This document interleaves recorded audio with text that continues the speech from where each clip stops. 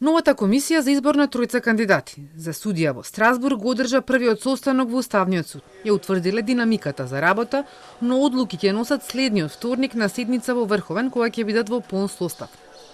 Тогаш ќе бираат председател на комисијата и деловник со нови рокови, за што дискутирале денеска, вели председателот на Уставен Дарко Костадиновски, кој е еден од 5 членови. Заедно со председателите на Врховен, Кривичниот, Граѓанскиот суд и директорката на Академијата за суди и јавни обвинители.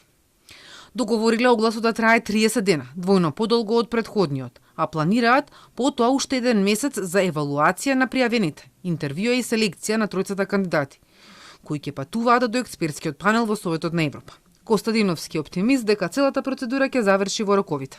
30 дена ќе биде, очекувањата наши се веќе на 3 или 4 септември да биде објавен огласот. И кратиме колку што е можно роковите за нашето постапување, што значи оценка, спроведување на постапката за избор.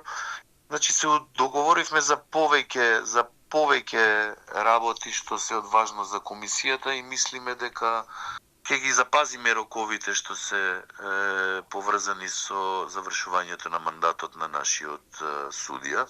Нашите очекувања, она што се договаравме денеска со членовите на комисијата, е најдоцна до 5-10 ноември предлогот од комисијата до експертскиот панел да биде упатен, а можеби и порано. И нашата надеж е дека на овој оглас затоа го проширивме за да се анимира што е можно повеќе, колку повеќе кандидати има со исполнетост на условите, толку ќе биде подобро за нас како држава да можеме да имаме избор ние како членови на комисија. Владата на 22 јулија поништи претходната листа, на која беа предложени судиката Габриела Гајдова, обвинителката Ленче Ристовска и адвокатот Јордан Апостолски, со образложение дека не ги исполниле условите. Но и покрај повикот од тројцата кандидати да кажат кои критериуми не ги исполниле од владата досега не открија. А премиерот Мицкоски рече дека вистинската вистина ја кажува владата.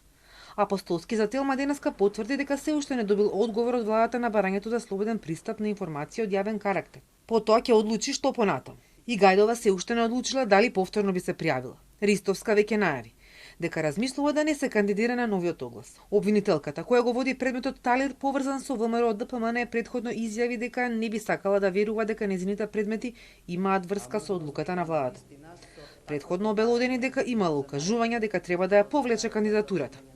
Сериозна загриженост искажа и невладините од Blueprint, групата за реформи во правосудството. Оценија дека се фрла сомнеш за притисоци и влијања кои негативно влијаат на принципите на владење на правото и правната држава.